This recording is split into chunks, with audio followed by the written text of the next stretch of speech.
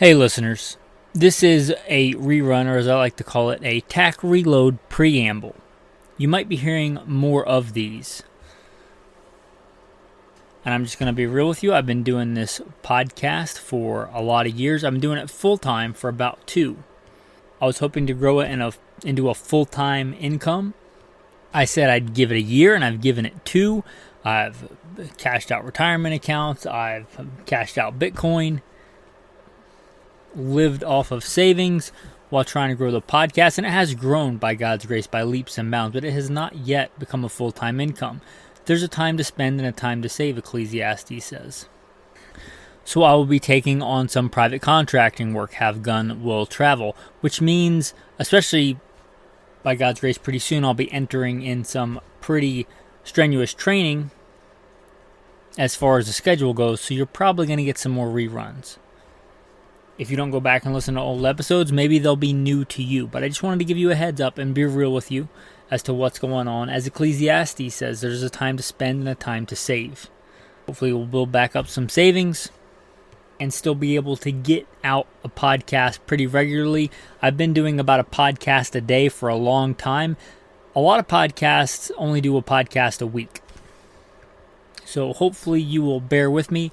I will try and get the patrons more special insider-only content as they get already. I don't want to leave them out to dry. They're the ones that step up and support the podcast, and I really hope that they feel they're getting their money's worth. But if not, no hard feelings. I will try and keep up on the Patreon stuff, but you guys may see a little bit of a drop-off, at least periodically, depending on schedule,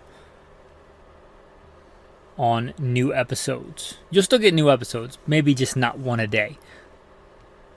So enjoy this Tactical Reload episode. What is going on, gunfighters? Saddle up for another episode of Gunfighter Life, where we talk about guns, gunfighting, tactics, the right way, with God Almighty at the center, Judeo-Christian values, and real-world first-hand experience. I am your host, Michael Milito. Today, we're going to talk about what I think is a really fun topic. It's been a while since we've done big bore battle rifles, a full-powered battle rifle episode. It kind of just gets you fired up, right? If you're probably aware that I do another podcast called Alpha Male Podcast. These are kind of the alpha males of the firearm world. So if a big, manly, lot of firepower battle rifle gets you excited, then stay tuned for this episode. I'm going to put in a very short version of the bio to establish some bona fides with the things that God has blessed me to do in life, for I could do nothing apart from Him, and everything I've been able to do is a gift from Him. I'm going to put in a short bio, and then we'll get into battle rifles. Bio. First and foremost, I am a Christian. That is number one in my life, serving God, following Jesus. Combat veteran, served in the United States Marine Corps and the Army. Also, law enforcement veteran, private contractor, state rifle and pistol champion. Professional big game hunter and guide. If you feel called to support, check out Patreon. There should be a link in the show notes. With that, I am your host, Michael Milito, and I am blessed to serve you today. Do you even big bore battle rifle, bro? So let me start off with some terms here. Big bore. Now, to a dangerous game hunter, big bore means something completely different. But in general, and in like competition circles, which I'm fairly familiar with, small bore is generally considered 22 and down, and big bore is generally considered larger than that. Now, where you draw the line on that is going to be contingent really on you and what you're trying to do. Again, for dangerous game, big bore is something completely different. Like a 35 caliber may be considered medium bore. But for this, I'm going to consider 30 caliber a big bore. Would you consider the new 6.8 a big bore? Yeah, I probably would. Would you consider 6.5 Creedmoor? Yeah, it's right on that line. Like some people would, some people wouldn't. When you compare it to a 22 caliber, a 5.56, Certainly, it's much bigger than that. So, big bore battle rifles, but full size, right? Your full size fighting rifle. Bigger than an AR-15 or an AK-47 for that matter, both of which are intermediate caliber rifles. And I guess that's probably a more substantial way to measure it. A full-powered rifle. A full-powered semi-auto or select fire rifle made for the battlefield. Not made for hunting, made to fight. A fighting man's rifle. Alright, so let's talk about it. I did one of these episodes a long time ago and I was going to recast it. And I went back and I listened to it and the audio was just not good. And hopefully by God's grace He's allowed me to be a better orator now than I was then. So I'm just going to redo it. I'm just going to rehash it. You can go back and listen to it if you want, but hopefully this will be better quality. The battle rifle. We see kind of the epitome of these in the Cold War. Many of us went to what we consider a big bore battle rifle. The US with the M14, and that was one of my very first rifles that I did any kind of competition with. I like the M14 as a platform. I'm not one of the haters.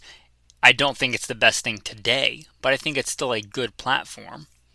Especially if you get a good, well-made, like a Fulton Armory or something like that. It can absolutely be a decent rifle, although it's a bit heavy. But many of the ones of its era were. The FAL, phenomenal gun for its time.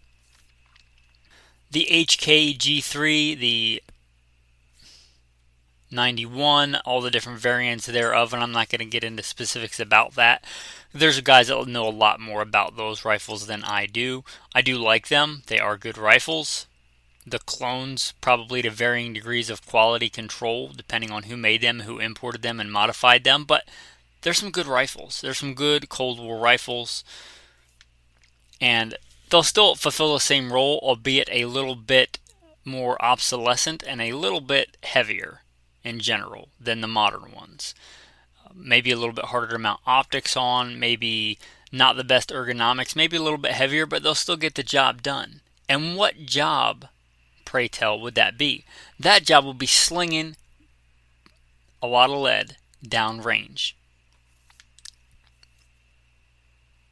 Barrier defeating, longer range capability, as in not just the ability to throw a projectile long range, but its ability to have a significant impact on the target at range.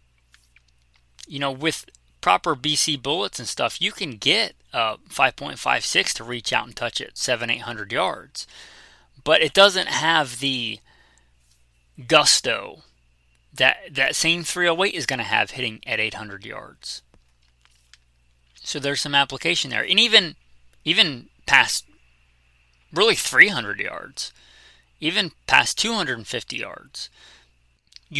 Some may even make the argument that at the muzzle, and certainly at the muzzle energy is far higher.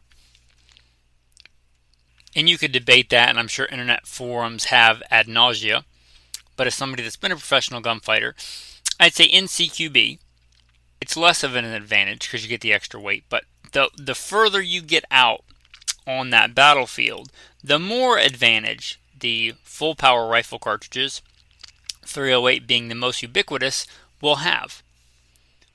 There is a disparity, no doubt, at the muzzle between 5.56 and 308, but you see that disparity kind of showing itself more, in my opinion, out at 250, 300, and beyond. This is part of the reason I believe that the military went with, or is going back to, theoretically, supposedly, that's the plan, the 6.8 caliber, which is a big step up, which if you don't know, the 277 Fury. Actually a really cool name. I like that name, 277 Fury. If you're not familiar, that's pretty much a 270 Winchester in diameter, .277.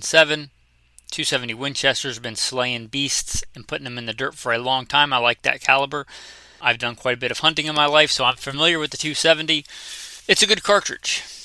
It's been around since the 1920s, so it's nothing new, but that case is something new because it gives you the same thing in a shorter action, and it operates at much higher pressures. I believe 270, if memory serves correct, and I'm not looking this up, is 65,000 psi was the max SAMI when that came out, and the new one is 80,000 psi, and it has a bi-metal construction case with a steel bottom and a brass top to allow those higher pressures, safely operating at those higher pressures. And why? Why, after jettisoning the .308 battle rifle in the Cold War, why now, after decades of the GWOT, the Global War on Terror, on which I was a part, a battlefield part, why after all those decades go back to what I would consider a full power rifle cartridge? Maybe it's smaller in diameter than .308, but if you look at it, I would definitely consider the 277 Fury a full power big bore battle rifle. Why go back to that? And I'm not saying I agree with that decision. I'm not. But here's the point that I'm trying to make, is that the military, our military, looked at this, and they're not the only ones, and said, there are really some things that the big bore battle rifle does better than the intermediate cartridge. And those being ones heretofore discussed. More energy at range. It outshines at long range. It just does. It has a bigger payload delivered on target at distance. Also, it's better at, let's say, cover and concealment are kind of fluid terms and not as rigid as we would have believe, but the big bore battle rifles, the 308s, the 6.5s, the 30 calibers, and things in that nature, they do better at those kind of intermediate barriers, at, let's say, a mud hut, or cinder block, or a light skinned vehicle like a Toyota Hilux, or whatever jalopy that a radical Islamic terrorist that wants to kill Americans has kitted up to be a VBED, a vehicle-borne IED. That's a thing. Your full power rifle cartridge is going to do better to stop that threat than your 5.56 is. It just is. It's just the nature of physics. And it's not all roses and sunshine and unicorns. There's also a downside.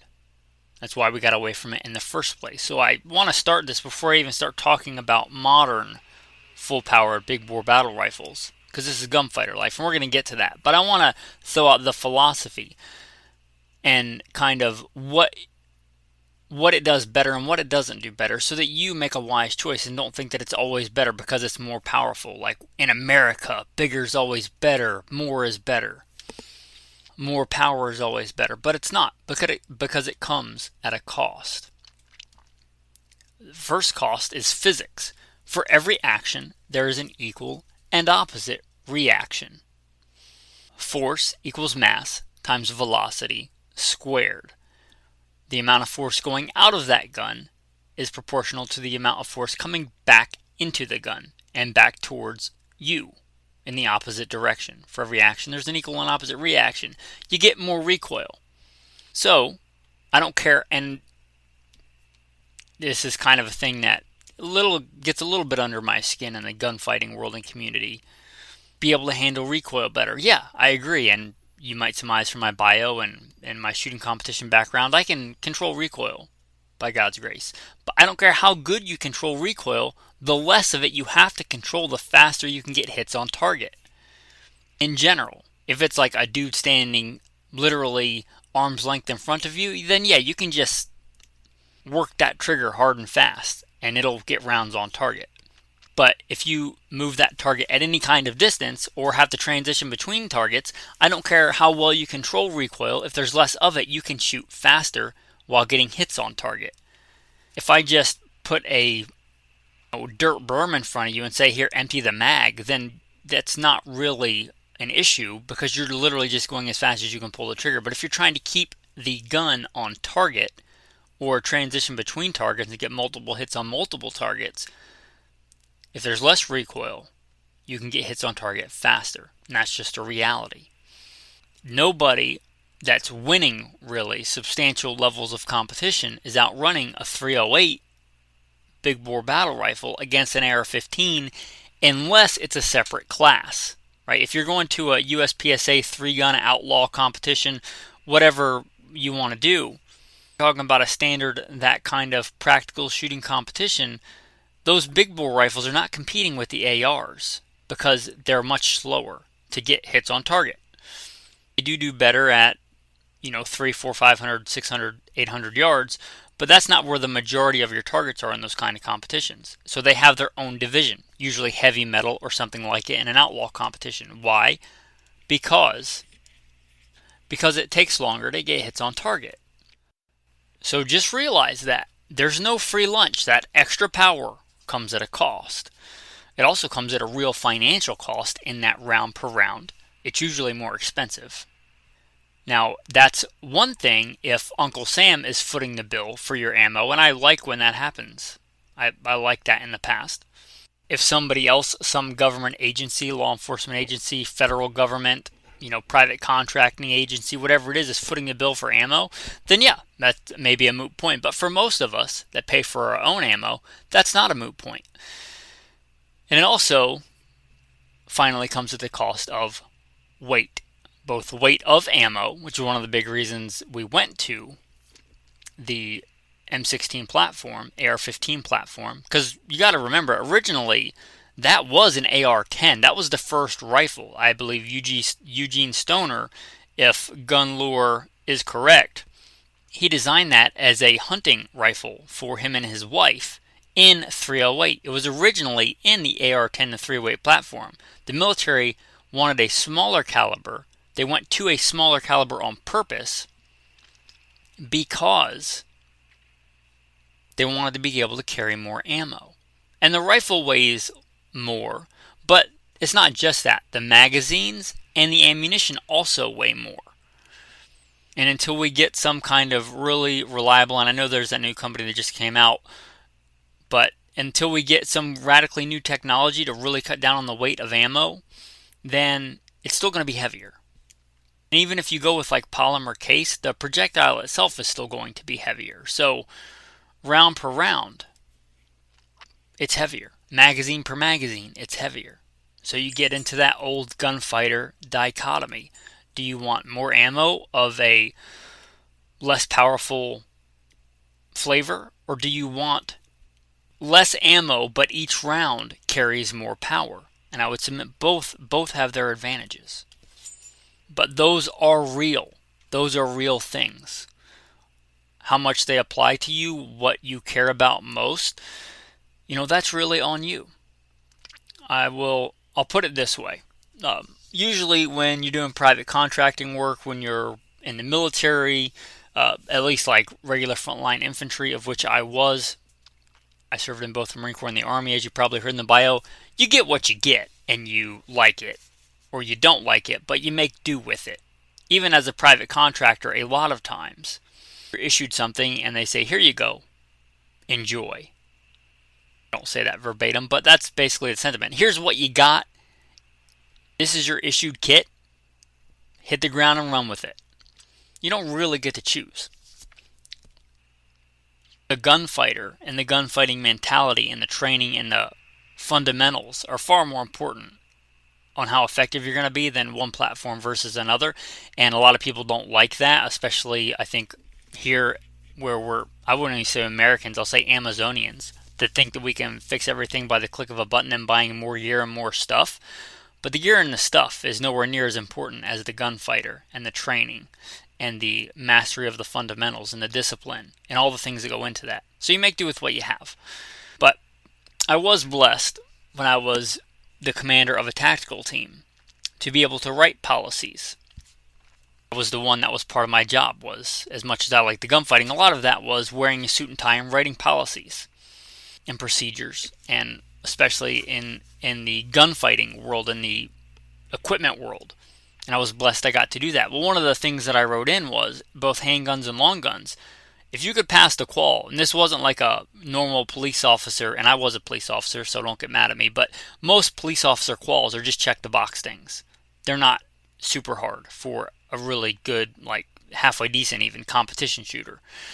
But we had a very demanding qual.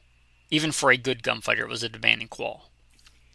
If you could pass the quals, then you could carry pretty much whatever you wanted within reason. I did put some parameters in there, but you could carry, if you wanted, a big bore battle rifle, or you could carry an AR-15, if you could get the job done with it.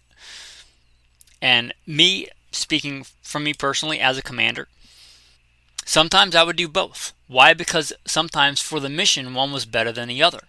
Sometimes I would carry a full-size battle rifle. I'm very blessed to have a Scar 17. I wanted one of those for like a decade. I saved up for it and finally got it because I was in a situation where I could actually run it professionally, and other people's lives may depend on my ability to be effective with said firearm. I got a Scar 17. It's a phenomenal, phenomenal gun. I didn't run it all the time for every mission. Sometimes I'd carry an now considered SBR, an SBR AR-15. Very different guns because we did very different missions. Am I doing EP work in vehicles? Or am I Overwatch at a major event trying to maybe get 1 or 2 precise shots on an active shooter at distance? Right? That depended on the mission. Which one of those roles was I doing? Likewise, my men. I trusted them in their maturity to be able to choose wisely for themselves. I didn't want to be the dictator that said everybody's got to run said rifle or said handgun, especially handguns, but let's not get off subject here. And we see this mirrored in the U.S. military, who went to the AR-15, and now they're looking and kind of saying, maybe we want something a little bit bigger and better. But here's the thing. I think a lot of times we can be more backwards looking than forwards looking. And we had some issues, and I say we, not me, because I don't want to misrepresent what I did. I never went to Afghanistan as a soldier Marine. I fought in Iraq. I was a few days from supposedly shipping out to Afghanistan on a contract when I got offered the job to be the commander of a tactical team here, CONUS. And I forewent the Afghanistan for that. So I have never been to Afghanistan thus far. I don't want to misrepresent what I have done. But as I understand it, we colloquially, as in our nation and our gunfighters, kind of got less than desirable effects with the AR-15 and the M4 on Afghanistan soil because of the nature of the gunfighting, longer distance engagements. And again, that's where you want a bigger, more powerful cartridge. And so we're kind of swinging back to the full power battle rifle. Is that kind of a knee-jerk reaction? Time will tell. I'm not sure that I would go that route for a mainline infantry. I'm really not. Specialty role, sure. Maybe a heavy and a fire team, sure. But every soldier, I don't know, because again, what you're giving up. You're giving up stuff too. It's not just all game when you go to a more powerful cartridge. So again, is it a knee-jerk reaction? Time will tell. And again, I don't think they're the best for every situation. But they are the best for some situations. I'm going to tell you this. If you've listened, you'll know for any length of time that my go-to, and I don't apologize for being a survivalist, a prepper, whatever you want to call it. My go-to, if the peanut butter and chocolate hits the fan. It's peeing in radiator time. You might get that reference. If it's that time, and I can carry one long gun, I'm grabbing a long gun. For me, it's not going to be a rifle at all. It's going to be a shotgun for reasons I've discussed before. But if it's going to be a rifle, and situationally dependent, I may decide, if it looks more like the peeing in the radiator scenario, I may decide, I want a rifle. Probably my go-to rifle would be a big bore battle rifle. It would be my Scar 17. And I have a really good, I don't have a lot, but I have a really good all-around AR. I also have the Scar 17 with a Trijicon Acupoint, no batteries required. Really good optic. LPVO, but also is pretty good at distance. I would probably pick that gun, if that says anything about the big bore battle rifle concept. I can carry less ammo right before I start tipping that firepower versus mobility, because I don't care how fit you are, how in shape you are, how fast you can run. The more weight I put on you, the slower you can run. And do you want to be able to move fast and not get shot? Or do you want to carry a bunch of ammo and look like a tactical Ninja Turtle? You get to a point where that's the case. But I'll forego the rounds, the extra rounds, knowing that each round that I have is more effective. That's just me. Also, they have advantages for hunting. And you might think, why would you need such a powerful round for something like a deer? Well, because I want to shoot it, to find it, and eat it. And again, I've been a professional hunter, you probably heard in the bio. If I am in a survival scenario, I'm likely on the move, Oscar Mike, and I might get a jump shot at many different angles. That big bore, that 308 or something like it, is going to do a much better job than a 5.56. Can you kill a deer with a 223 5.56 with good shot placement at reasonable distance with proper bullet construction, waiting for the right shot angle? Absolutely. Do I want to take a very steep quartering away shot with that round? No, I don't. Do I want to do it with a jump shot? No, I don't. And that might be the shot that I get if I'm trying to move to a safe location and I just happen to come across a meal. And also I get less rounds, but I'm probably going to need less rounds. I'm faced with a vehicle threat coming into camp, something like that, and I have to take out a vehicle at distance. And time is of the essence. I'll forego the extra rounds in the 5.56 for a more effective round per round capability of a full-size fighting rifle. I just looked at the time and I'm just past 25 minutes on this episode, and we haven't even talked about modern big bore battle rifles. And this is Gunfighter Life. Let's get modern. Let's get talking about the gear, because I know that's what people really like to hear about as far as numbers go. So, let's get into it. There are many modern big bore battle rifles. The AR-15 is a very popular platform. The AR-10, even though it's older, less so. But it's still pretty popular, and there are a lot of really good options. You got to be aware of some foibles of the AR-10. It's not as ubiquitous as the AR-15 as far as the colloquial mil-spec goes. You get an AR-15 lower, and I'm talking if you stick with standard mil-spec stuff, as in direct impingement, as it's commonly referred to, the standard AR operating system. You get a bolt carrier group from one manufacturer. You can probably put it in the upper of another manufacturer and put it on the lower receiver of a third manufacturer. You could make a Franken AR-15, and if you know what you're doing, it'll probably run okay as long as all the parts are quality. That's not the case with the AR-10. So my advice if you're buying an AR-10 is buy a complete one, unless you really, really know about AR-10s, because you buy one thing and you realize, this handguard doesn't work because they don't all use the same thing, or this bolt does not work at all with this operating system. So it's not as much mix and match. So be aware of that. But the AR-10 has similar advantages to the AR-15 in that it has good ergonomics. If you're familiar with the AR-15, you're probably familiar. It's just a little bit bigger version. Lightweight. Modern ones are going to have your, good modularity, good ability to mount optics, good ability. Talking any of the modern ones with a flat top upper and a rail system of whatever kind, Keymod, M-Lock, Samson, doesn't really matter. Whatever you like, whatever you have. As long as you can mount a white light and or other operational parameter stuff that you want to mount on there, you got that going for you. Really good, really modern. So you have all those advantages, and there are some good ones. I'm kind of excited about the Ruger, whatever it's called, the SFAR, short-framed AR. I think, or small framed AR, whatever it's called. That's a really good option. Colt made one back in the day. I don't know if they still make it, but you could switch between 308 and 5.56. That would have some pretty cool utility.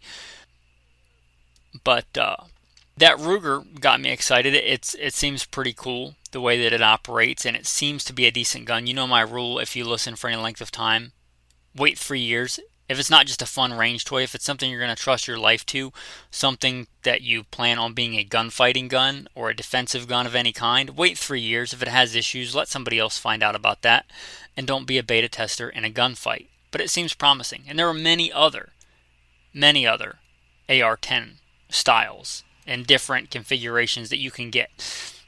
They have advantages. I don't think they even all take the same magazines, so beware of that. We talked about the M14, the M1A, the Fulton Armory versions of that, and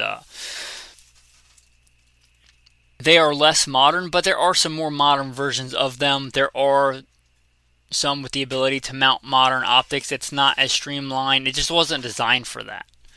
But there are some that even try to be a little bit lighter, but they're still pretty heavy.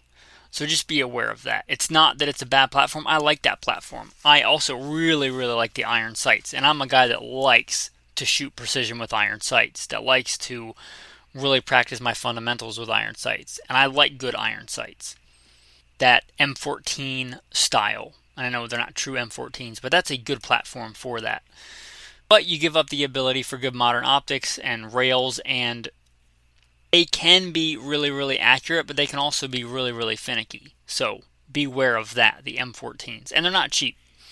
If you're getting one of those, you're probably getting it just because you like the platform and the historicity of it. And they're good. Again, I'm not going to talk down about that platform, but it does have its disadvantages. And just flat out my favorite one, and I'm not sponsored by any of these companies, but the Scar 17. It is a fantastic, fantastic gun. It is lightweight, 7.7 pounds. The recoil is, it's more than an AR-15, but it's not bad. You would think for as light as it is, it would recoil more than like an M14, but in my experience, it doesn't. It recoils very well for the amount that you're getting out of that gun. It's also fairly lightweight.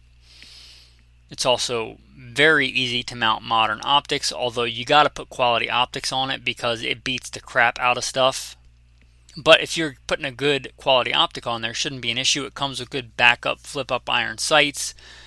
They are a completely different operating system than an AR-10. So if you don't like the concept of a gun going to the bathroom where it eats, as is commonly referred to as the AR-15 style, a less dirty operating system, a more robust, a more AK-esque operating system, the Scar 17 has it.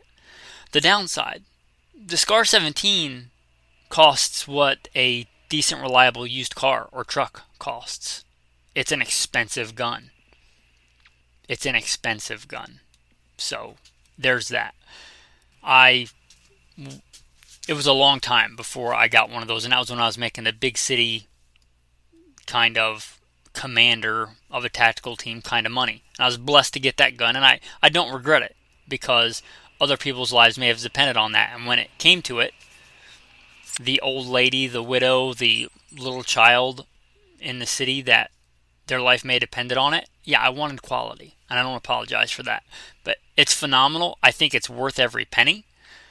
But also, they're very expensive. You may have other things that are more of a priority than that.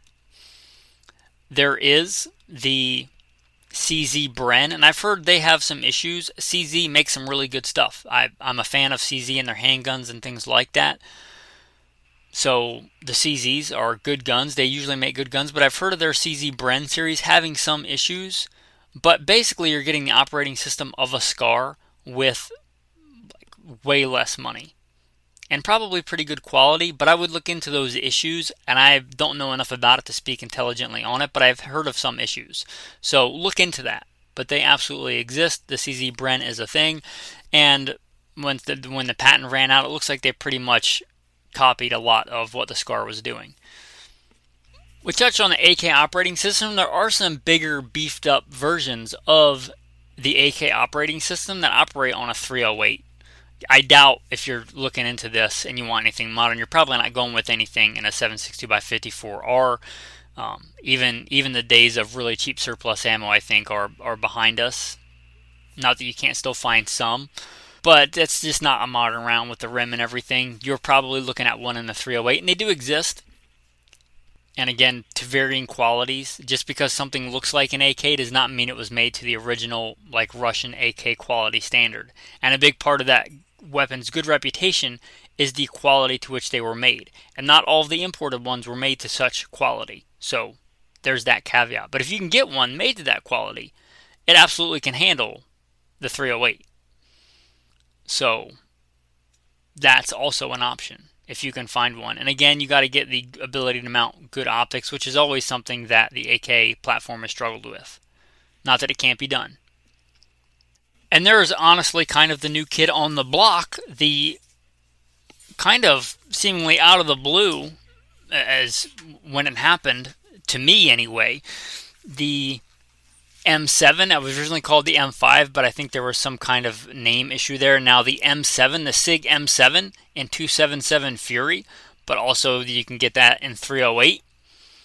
Perhaps I should do an entire episode on like the 308 and the 6.5 Creedmoor and the 277 Fury for this, because many of these rifles are available in 6.5 Creedmoor, like the M14 style and the Scar, things like that.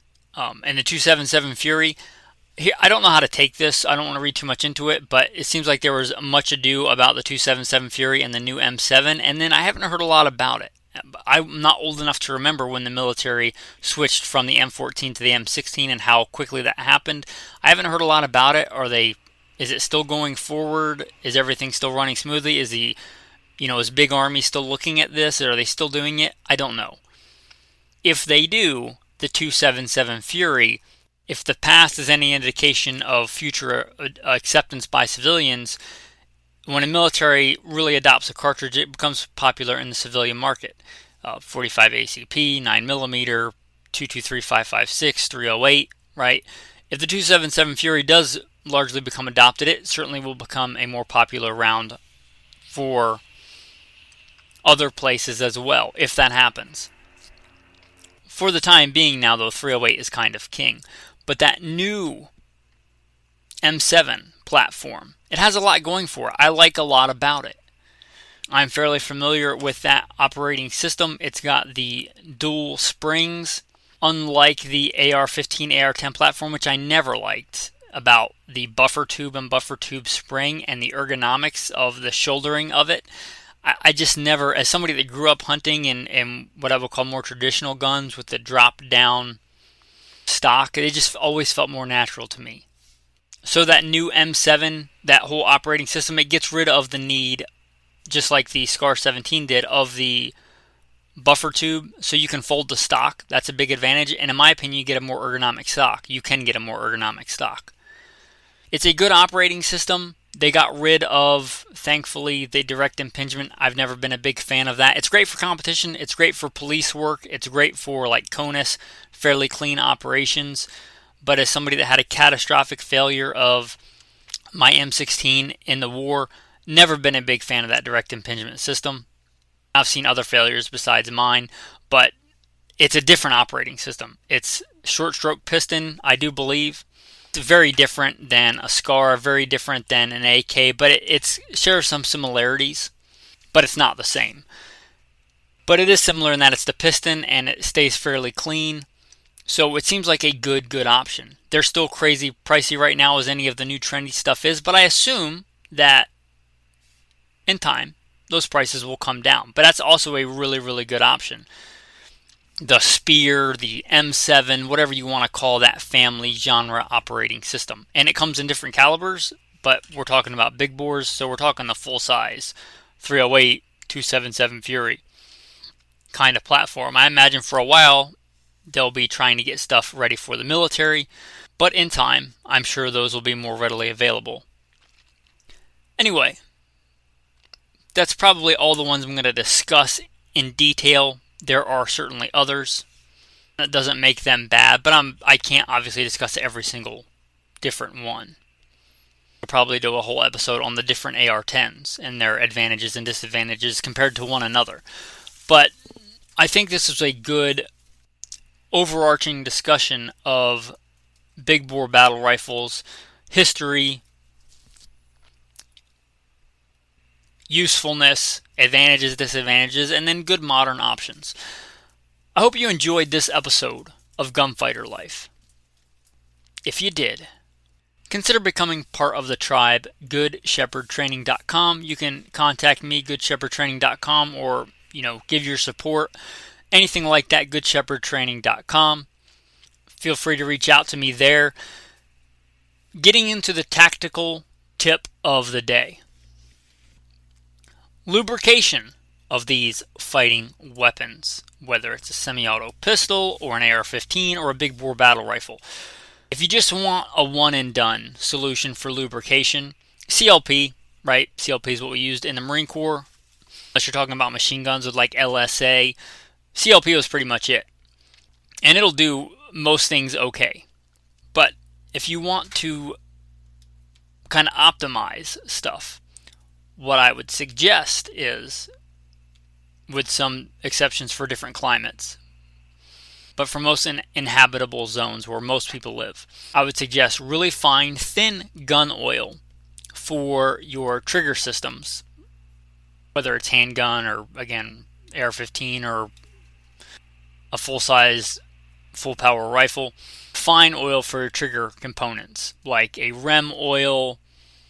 If you've been around guns for any length of time, you probably know the consistency that REM oil is. It's a good oil for that. And I would consider something more viscous, with more viscosity, a little bit thicker for your big parts, like on a handgun, your barrel to slide lockup, or for an AR-15, the bolt carrier group. For a SCAR 17, that massive bolt, I would encourage something more viscous. Something in between or even up to a grease. Maybe a white lithium grease if you want. Maybe some fairly thick full synthetic motor oil if you shoot a lot and run your gun a lot. And there's one product that made me think of this tactical tip that I recommended to someone who lives in one of our, I don't know if it's a protectorate, whatever it would be called, but one of the island places that we, I don't want to say own, but are affiliated with. So a very maritime environment where rust is a big thing, saltwater environment. I recommended this to him, and I've been using it for a long time. And it's the Hyperlube. It's an engine oil additive. It's really thick, really viscous. It comes in a fairly big container, and for gunfighting use will last you a really, really long time. And it's the Hyperlube. It comes in like a cylinder. It's meant to be added to engine oil, but it absolutely works good for that thicker application. So if you're going to like a training class, you're going to put hard use on a big bore battle rifle, you're going to go through a couple of thousand rounds in a week. That really thick, viscous stuff on those big parts, I really like that. If you decide you just want to run CLP on everything, that's fine. Again, it'll do pretty much everything. If you want like one lubricant for your bug out bag or for your range bag, yeah, it's a good thing to have. But if you want to kind of take it to the next level, I would encourage the thinner stuff for the trigger components and the thicker stuff for the big, beefy, slamming around moving parts. Anyway, tactical tip of the day.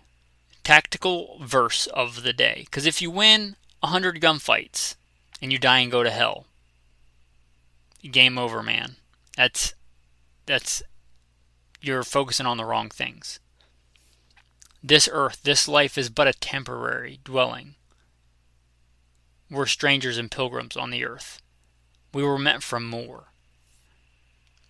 Talked about it's less important whether you decide AR-15 or AR-10 than what kind of gunfighter you are, your discipline, your fundamentals, your training. All that's vastly more important. You know what's vastly more important than how good a gunfighter you are? how good a man you are. How do you follow God? How do you trust in God? Your fear of God and your faith in God, those things are just so much more important. It's not even on the same level. God gives us all gifts and talents to be used. But remember, the talents are not to be worshipped. The gifts are not to be worshipped. The giver, the creator, is to be worshipped. What do you have that you did not first receive? You are because he made you. You have because he gave you. And you love because he first loved you. With that, the verse of the day from Matthew 13. For whoever has, to him more will be given, and he will have abundance. Thanks for listening, men. Have a blessed day.